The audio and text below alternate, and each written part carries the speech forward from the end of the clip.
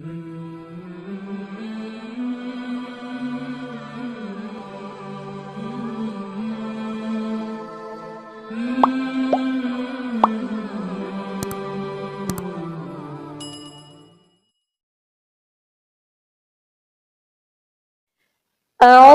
بالله من الشيطان الرجيم. بسم الله الرحمن الرحيم. إذا وقعت الواقعة ليس لوقعتها كاذبة خافضة رافعة. إذا رجت الأرض رجا وبست الجبال بسا فكانت هباء منبثا وكنتم أزواجا ثلاثة فأصحاب الميمنة ما أصحاب الميمنة وأصحاب المشأمة ما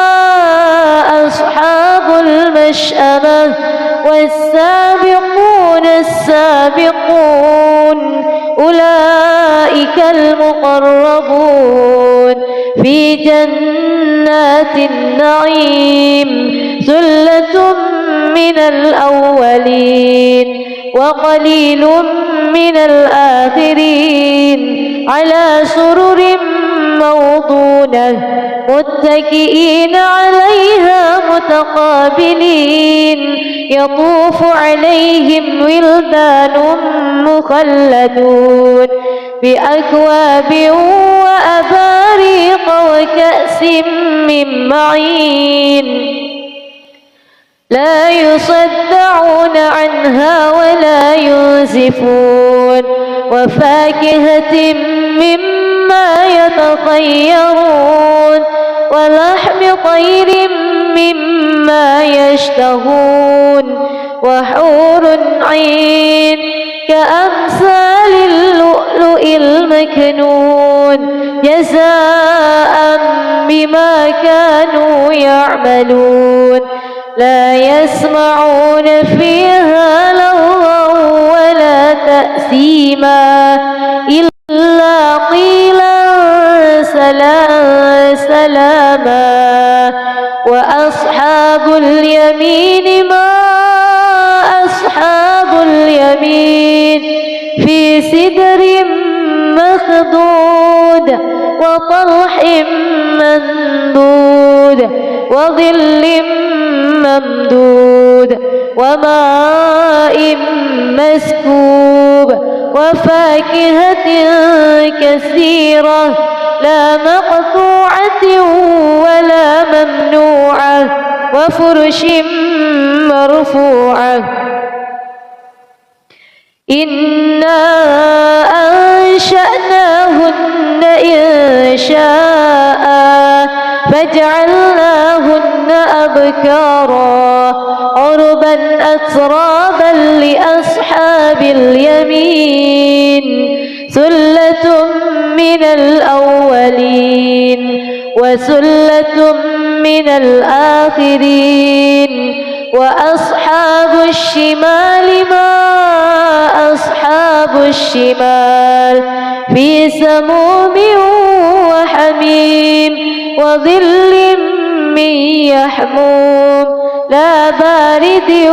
ولا كريم. إنهم كانوا قبل ذلك مترفين وكانوا يصرون على الحنث العظيم وكانوا يقولون أإذا متنا وكنا ترابا وعظاما أإنا لمبعوثون أو آباؤنا الأولون. قل إن الأولين والآخرين لمجموعون إلى ميقات يوم معلوم. ثم إنكم أيها الضالون المكذبون لآكلون من شجر من زقوم فمالئون منها البطون فشاربون عليه من الحميم فشاربون شرب الهيم هذا نزلهم يوم الدين نحن خلقناكم فلولا تصدقون أفرأيتم ما تمنون أأنتم تخلقونه أم نحن الخالقون نحن قدرنا بينكم الموت وما نحن بمسبوقين على أن نبدل أمثالكم وننشئكم فيما لا تعلمون ولقد علمتم النشأة الأولى فلولا تذكرون أفرأيتم ما تحرثون أأنتم تزرعونه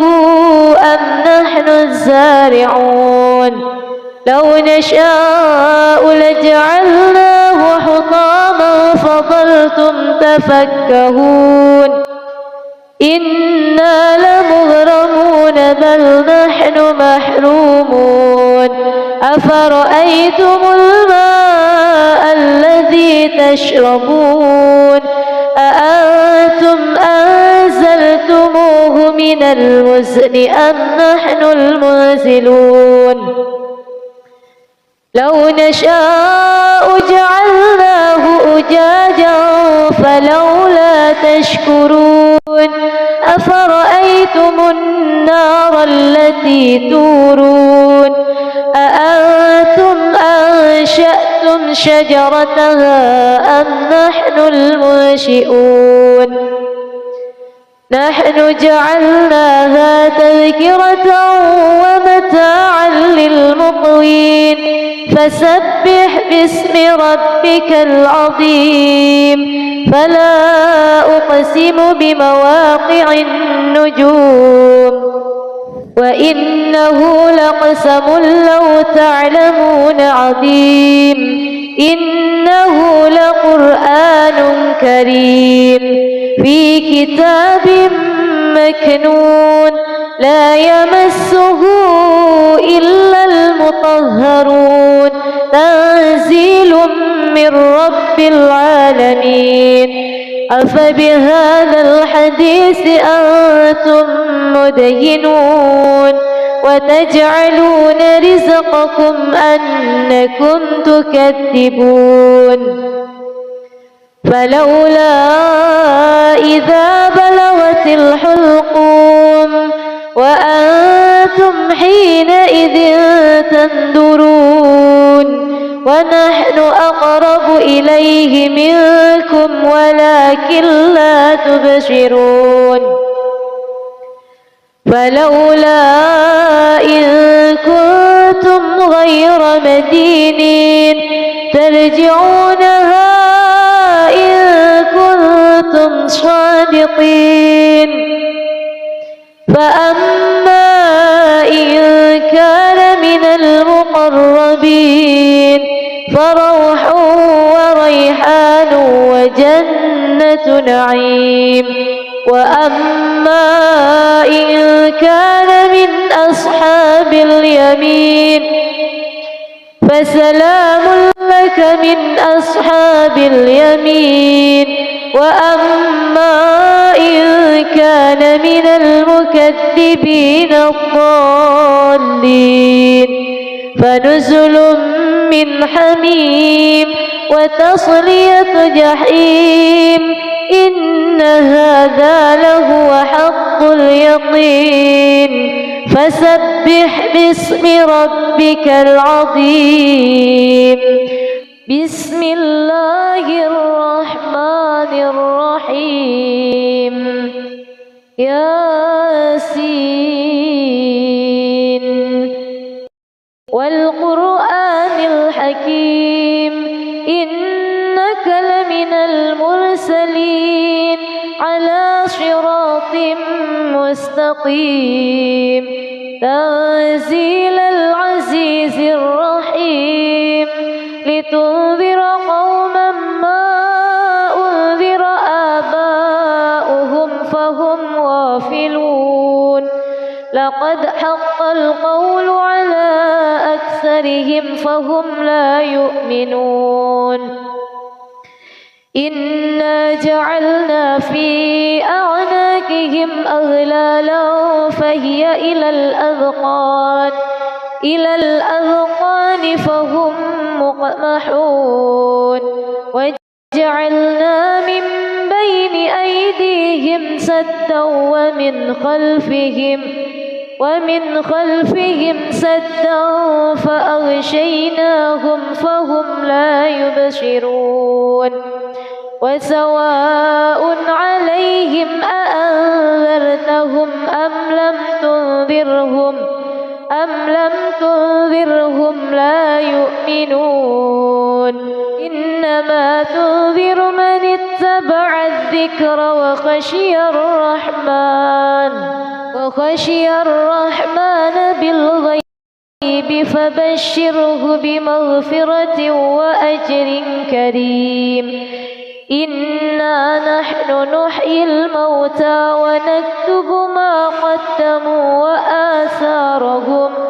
وكل شيء أحصيناه في إمام مبين واضرب لهم مثلا أصحاب القرية إذ جاءها المرسلون إذ أرسلنا إليهم اثنين فكذبوهما فعززنا بثالث فقالوا إنا إليكم مرسلون قالوا ما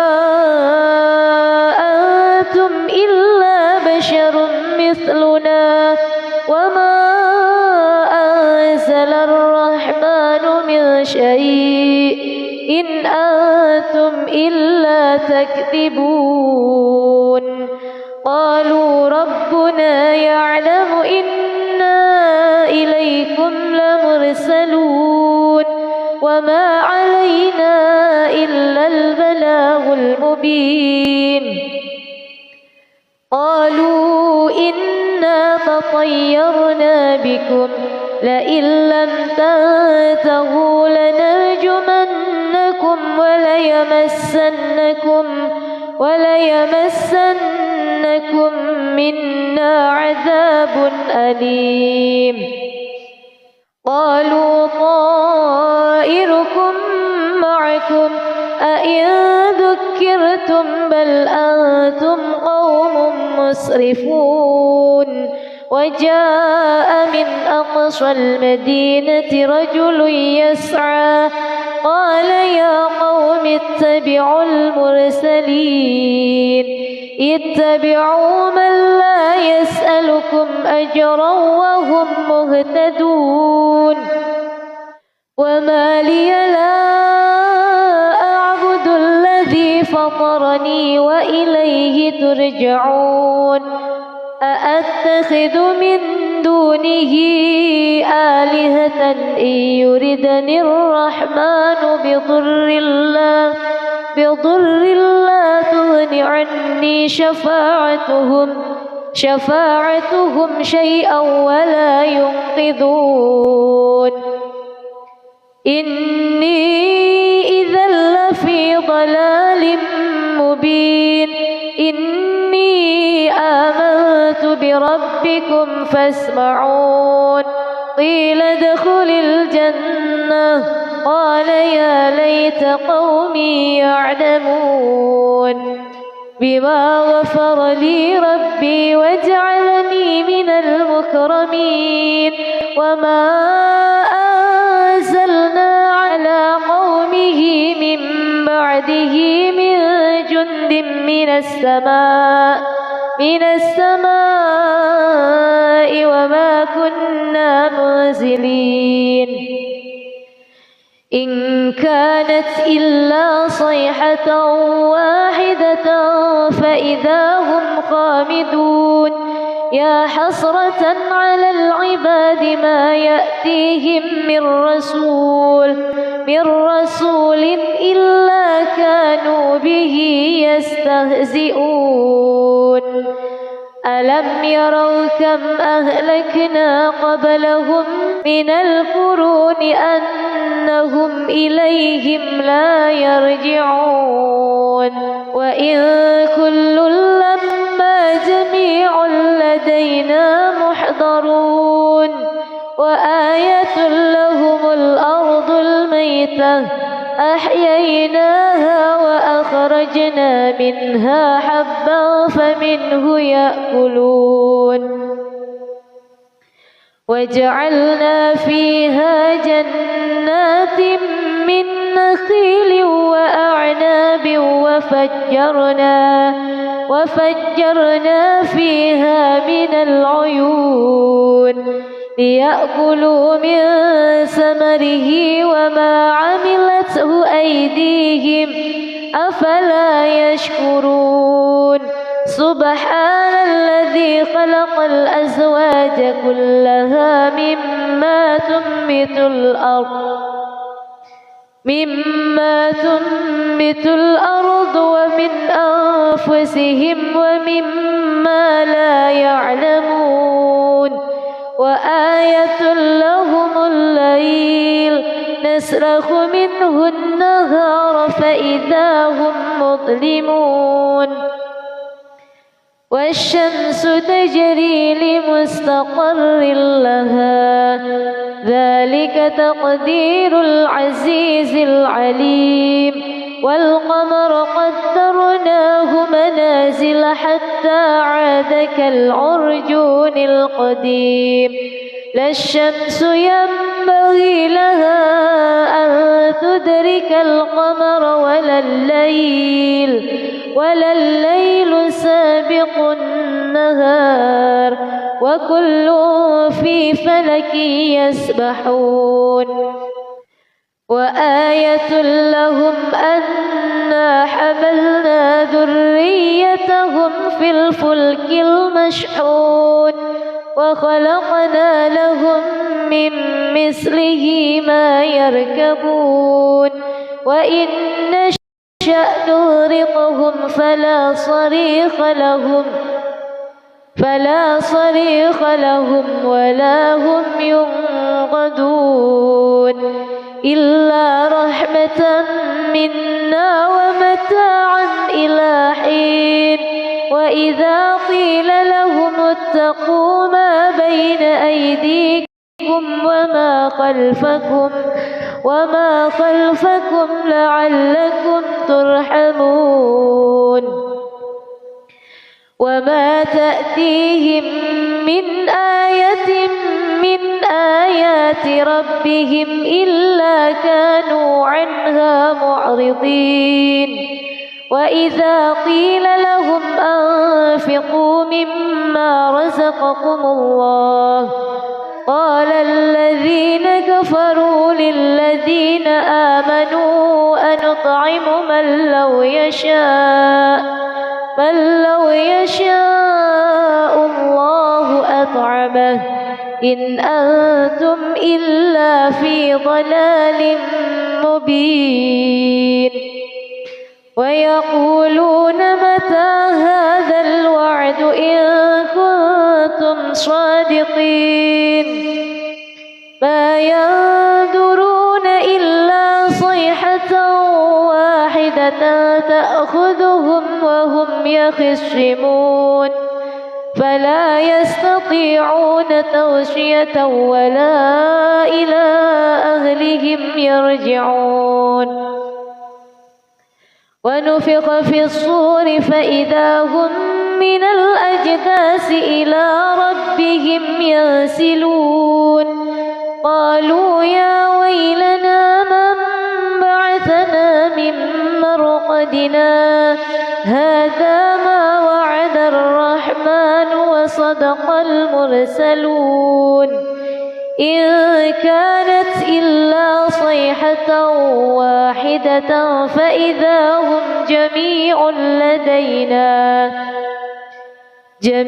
لدينا محضرون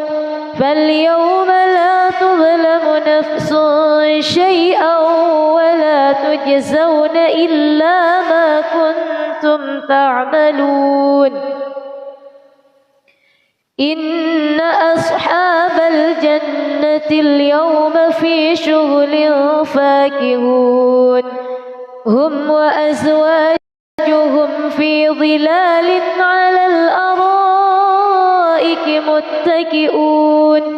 لهم فيها فاكهة ولهم ما يدعون سلام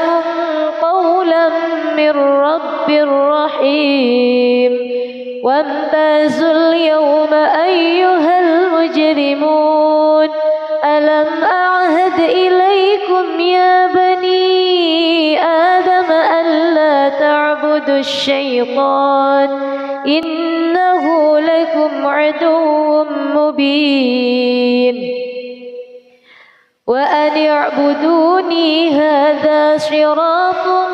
مستقيم ولقد أضل منكم جبلا كثيرا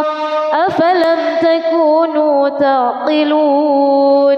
هذه جهنم التي كنتم توعدون اصلوها اليوم بما كنتم تكفرون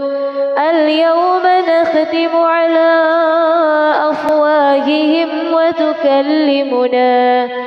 وتكلمنا أيديهم وتشهد أرجلهم بما كانوا يكسبون ولو نشاء لطمسنا على أعينهم فاستبقوا الصراط فأنى يبصرون ولو نشاء لمسخناهم على مكانتهم فما استطاعوا مضيا ولا يرجعون ومن نعمره ننكسه في الخلق أفلا يعقلون وما علمناه الشعر وما ينبغي له إن هو إلا ذكر وقرآن مبين لينذر من كان حيا ويحق القول على الكافرين أولم يروا أنا خلقنا لهم مما عملت أيدينا أنعاما فهم لها مالكون وذللناها لهم فمنها ركوبهم ومنها يأكلون ولهم فيها منافع ومشارب أفلا يشكرون واتخذوا من دون الله آلهة لعلهم ينصرون لا يستطيعون نصرهم وهم لهم جند محضرون فلا يحزنك قولهم إنا نعلم ما يسرون وما يعلنون أولم ير الإنسان أنا خلقناه من نطفة فإذا هو خصيم مبين وضرب لنا مثلا ونسي خلقه قال من يحيي العظام وهي رميم قل يحييها الذي أنشأها أول مرة وهو الذي جعل لكم من الشجر الأخضر نارا فإذا أنتم منه توقدون أوليس الذي خلق السماوات والأرض بقادر على أن يخلق مثلهم بلى وهو الخلاق العليم إنما أمره إذا أراد شيئا أن يقول له كن فيكون فسبحان الذي بيده ملكوت كل شيء وإليه ترجعون بسم الله الرحمن الرحيم ألف لام را كتاب أنزلناه إليك لتخرج الناس من الظلمات إلى النور بإذن ربهم إلى صراط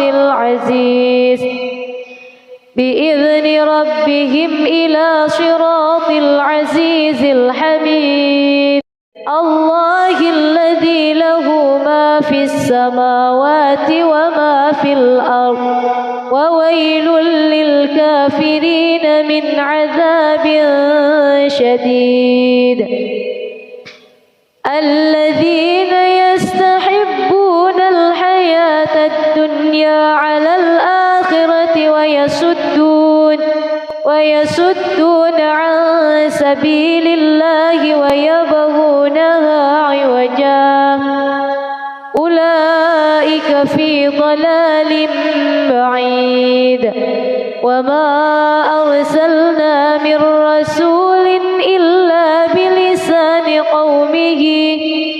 إلا بلسان قومه ليبين لهم فيضل الله من يشاء ويهدي من يشاء وهو العزيز الحكيم ولقد أرسلنا موسى بآياتنا أن أخرج قومك من الظلمات إلى النور وذكرهم بأيام الله إن في ذلك لآيات لكل صبار شكور وإذ قال موسى لقومه اذكروا نعمة الله عليكم إذ أنجاكم من آل فرعون يسومونكم سوء العذاب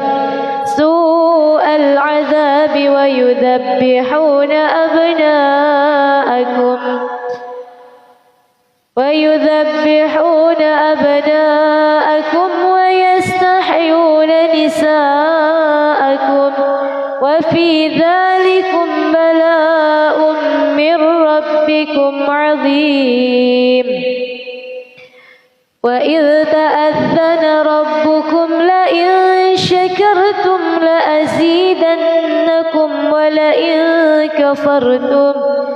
ولئن كفرتم إن عذابي لشديد وقال موسى إن تكفروا أنتم ومن في الأرض جميعا فإن الله لغني حميد ألم يأتكم نبأ الذين من قبلكم قوم نوح وعاد وثمود والذين من بعدهم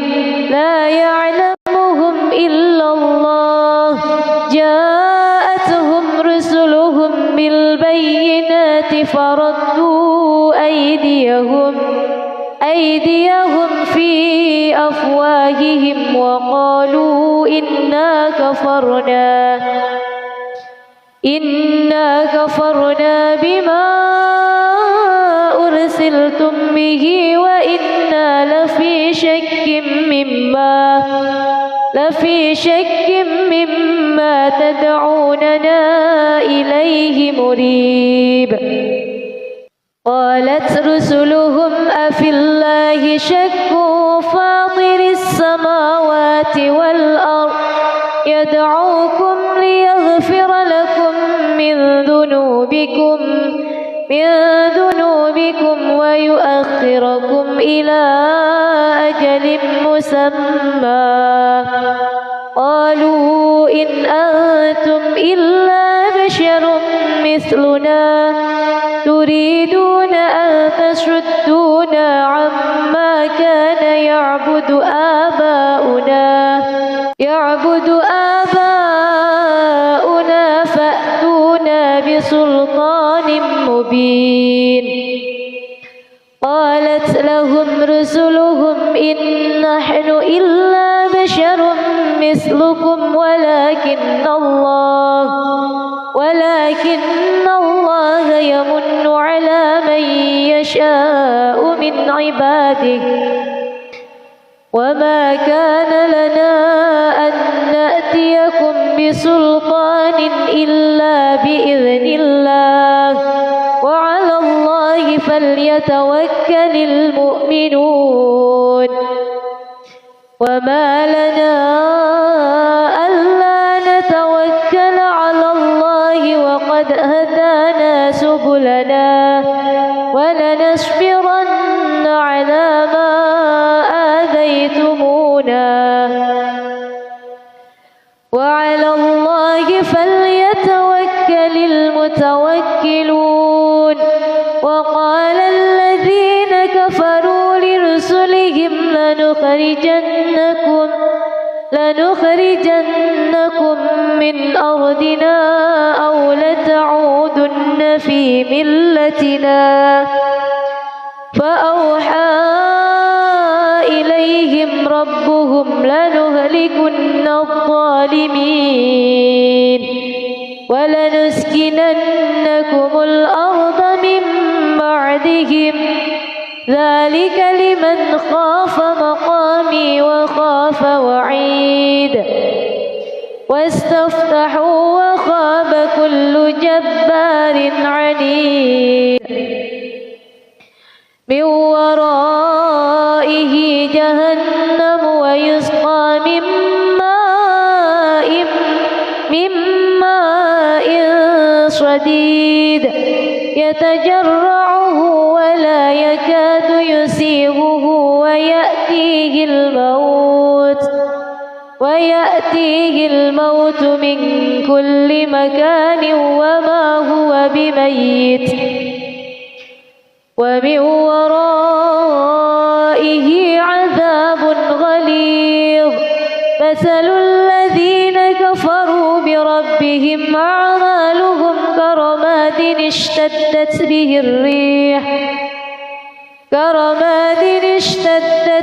الريح في يوم عاصف لا يقدرون مما كسبوا على شيء ذلك هو الضلال البعيد. ألم تر أن الله خلق السماوات والأرض بالحق إن يشأ يذهبكم ويأت بخلق جديد وما ذلك على الله بعزيز. وبرزوا لله جميعا فقال الضعفاء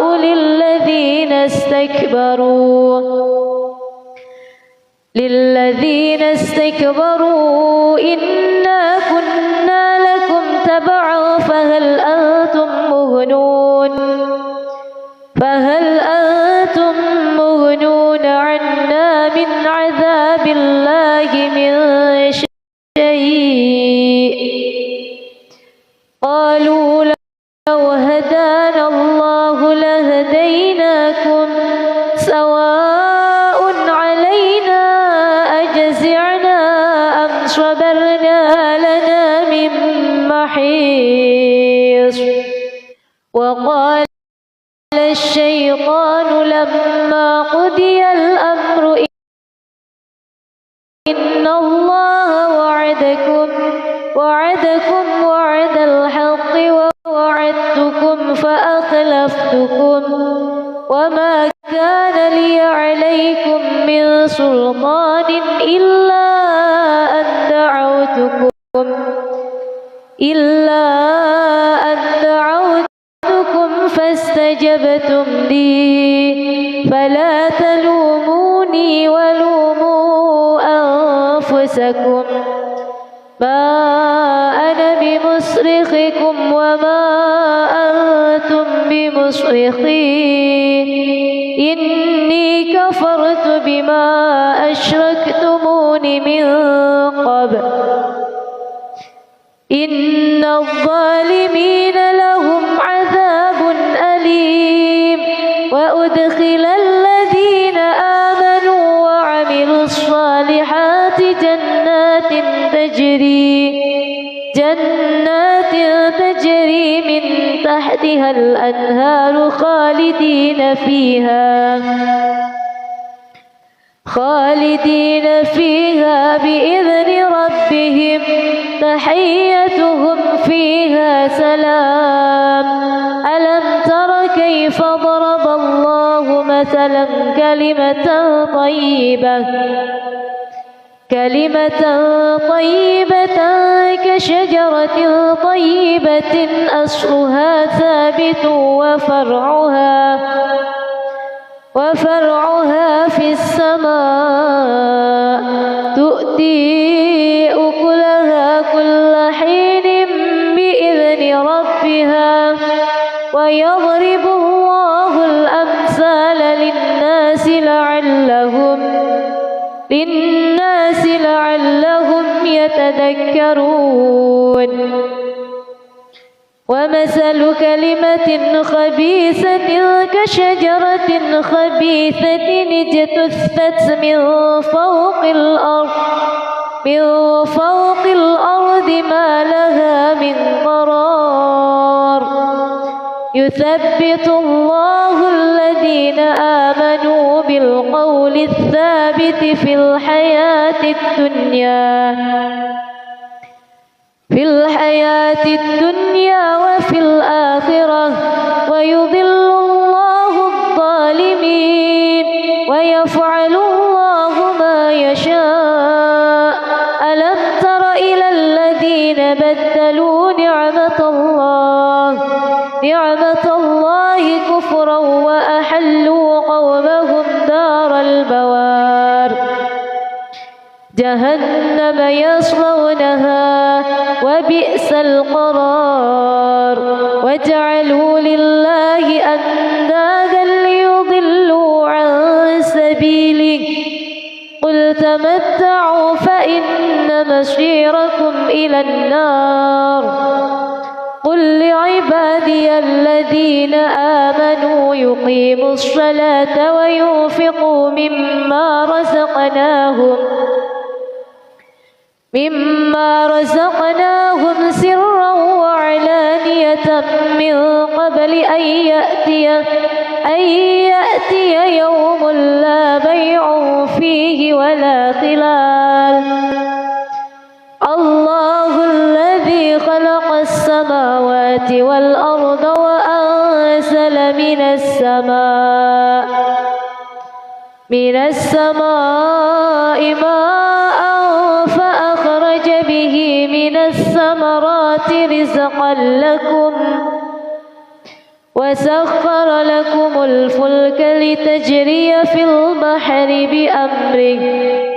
وسخر لكم الأنهار وسخر لكم الشمس والقمر دائبين وسخر لكم الليل والنهار وآتاكم من كل ما سألتموه وإن تعدوا نعمة الله لا تحصوها إن الإنسان لظلوم كفار وإذ قال إبراهيم اجعل هذا البلد آمنا واجنبني وبني أن نعبد الأصنام رب إنهن أضللن كثيرا من الناس فمن تبعني فإنه مني ومن عصاني فإنك غفور رحيم ربنا إني أسكنت من ذريتي بواد غير ذي زرع عند بيتك المحرم ربنا ليقيموا الصلاة فاجعل أفئدة من الناس تهوي إليهم ارزقهم من الثمرات لعلهم يشكرون ربنا إنك تعلم ما نخفي وما نعلن وما يخفى على الله من شيء في الأرض ولا في السماء الحمد لله الذي وهب لي على الكبر إسماعيل وإسحاق إن ربي لسميع الدعاء رب اجعلني مقيم الصلاة ومن ذريتي ربنا وتقبل دعاء ربنا اغفر لي ولوالدي وللمؤمنين يوم يقوم الحساب ولا تحسبن الله غافلا عما يعمل الظالمون إنما يؤخرهم ليوم تشخص فيه الأبصار مهطعين مقنعي رؤوسهم لا يرتد إليهم طرفهم وأفئدتهم هواء وأنذر الناس يوم يأتيهم العذاب فيقول الذين ظلموا ربنا أخرنا إلى أجل قريب نجب دعوتك ونتبع الرسل أولم تكونوا أقسمتم من قبل ما لكم من زوال وسكنتم في مساكن الذين ظلموا أنفسهم وتبين لكم كيف فعلنا بهم وضربنا لكم الأمثال وقد مكروا مكرهم وعند الله مكرهم وإن كان مكرهم لتزول منه الجبال فلا تحسبن الله مخلف وعده رسله إن الله عزيز ذو انتقام يوم تبدل الأرض غير الأرض والسماوات وبرزوا لله الواحد القهار وترى المجرمين يومئذ مقرنين في الأصفاد سرابيلهم من قطران وتغشى وجوههم النار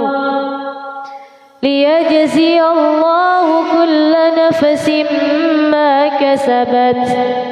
إن الله سريع الحساب هذا بلاغ للناس ولينذروا ليؤمنوا به وليعلموا أنما هو إله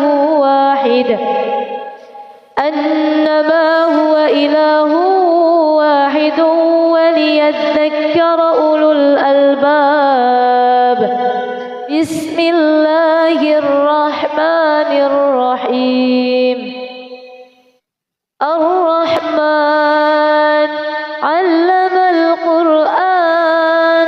خلق الإنسان علمه البيان. الشمس والقمر بحسبان والنجم والشجر يسجدان والسماء رفعها ووضع الميزان ألا تطغوا في الميزان وأقيموا الوزن بالقسط ولا تخسروا الميزان والأرض وضعها للأنام فيها فاكهة والنخل ذات الأكمام والحب ذو العصف والريحان. فبأي آلاء ربكما تكذبان؟ خلق الإنسان من صلصال كالفخار وخلق الجان من مارج من نار. فبأي آلاء ربكما تكذبان؟ رب المشرقين ورب المغربين. فبأي آلاء ربكما تكذبان؟ مرج البحرين يلتقيان بينهما برزخ لا يبغيان. فبأي آلاء ربكما تكذبان؟ يخرج منهما اللؤلؤ والمرجان. فبأي آلاء ربكما تكذبان؟ وله الجوار المنشآت في البحر كالأعلام. فبأي آلاء ربكما تكذبان؟ كل من عليها فان ويبقى وجه ربك ذو الجلال والإكرام. فبأي آلاء ربكما تكذبان؟ يسأله من في السماوات والأرض كل يوم هو في شأن. فبأي آلاء ربكما تكذبان؟ سنفرغ لكم أيها الثقلان. فبأي آلاء ربكما تكذبان؟ يا معشر الجن والإنس إن استطعتم أن تنفذوا من أقطار السماوات والأرض فانفذوا لا تنفذون إلا بسلطان. فبأي آلاء ربكما تكذبان؟ يرسل عليكما شواظ من نار ونحاس فلا تنتشران. فبأي آلاء ربكما تكذبان؟ فإذا انشقت السماء فكانت وردة كالدهان. فبأي آلاء ربكما تكذبان؟ فيومئذ الإنس ولا جان. فبأي آلاء ربكما تكذبان؟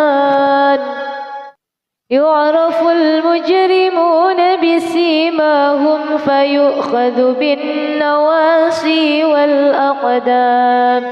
فبأي آلاء ربكما تكذبان هذه جهنم التي يكذب بها المجرمون يطوفون بينها وبين حميم آن فبأي آلاء ربكما تكذبان ولمن خاف مقام ربه جنتان فبأي آلاء ربكما تكذبان ذواتا أفنان فبأي آلاء ربكما تكذبان فيهما عينان تجريان فبأي آلاء ربكما تكذبان فيهما من كل فاكهة زوجان فبأي آلاء ربكما تكذبان فيهما من كل فاكهة زوجان فبأي آلاء ربكما تكذبان متكئين على فرش بطائنها من استبرق وجنى الجنتين دان فبأي آلاء ربكما تكذبان فيهن قاصرات الطرف لم يطمثهن إنس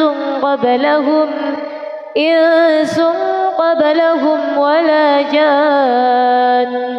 فبأي آلاء ربكما تكذبان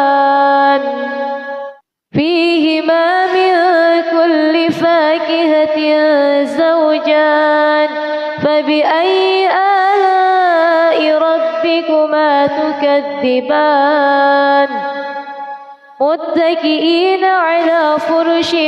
بطائنها من استبرق وجنى الجنتين دان فبأي آلاء ربكما تكذبان فيهن قاصرات الطرف لم يطمثهن إنس قبلهم ولا جان فبأي آلاء ربكما تكذبان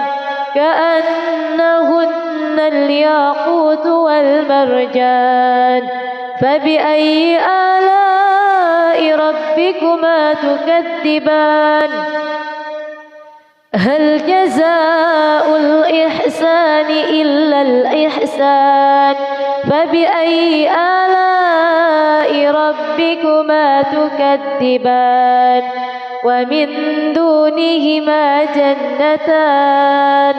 فبأي آلاء ربكما تكذبان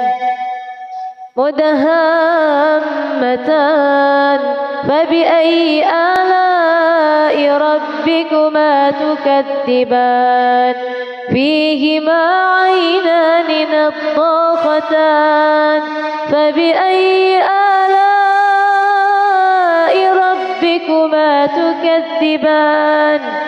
فيهما فاكهة ونخل ورمان فبأي آلاء ربكما تكذبان فيهن خيرات حسان فبأي آلاء ربكما تكذبان حور مقصورات في الخيام فبأي آلاء ربكما تكذبان لم يطمثهن إنس قبلهم ولا جان فبأي آلاء ربكما تكذبان متكئين على رفرف خضر وعبقري حسان فبأي آلاء ربكما تكذبان تبارك اسم ربك ذي الجلال والإكرام بسم الله الرحمن الرحيم يا أيها النبي إذا طلقتم النساء فطلقوهن لعدتهن وأحصوا العدة واتقوا الله ربكم لا تخرجوهن من بيوتهن ولا يخرجن إلا أن يأتين بفاحشة مبينة وتلك حدود الله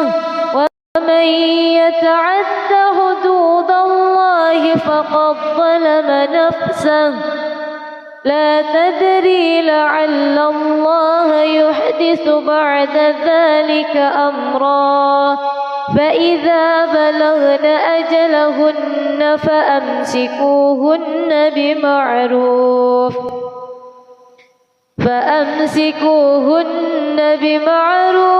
أو فارقوهن بمعروف وأشهدوا ذوي عدل منكم وأقيموا الشهادة لله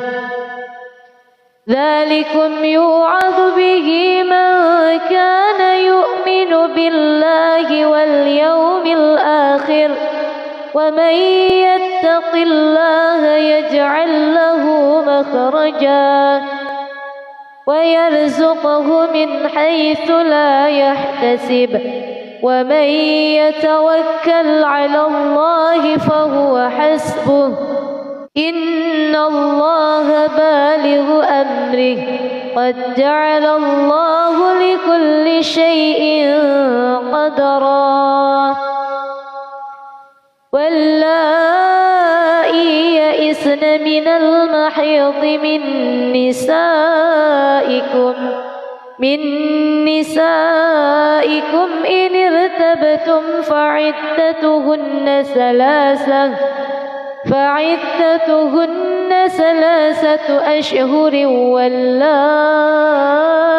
لم يحض وأولاة الأحمال أجلهن أن يضعن حملهن ومن يتق الله يجعل له من أمره يسرا ذلك أمر الله أنزله إليكم ومن يتق الله يكفر عنه سيئاته ويعظم له أجرا أسكنوهن من حيث سكنتم من وجدكم ولا تضاروهن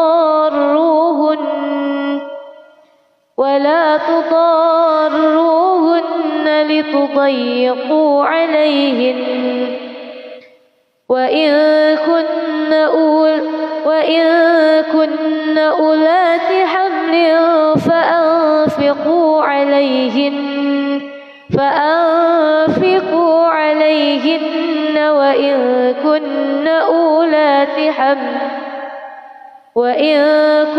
أولات حمل فأنفقوا عليهن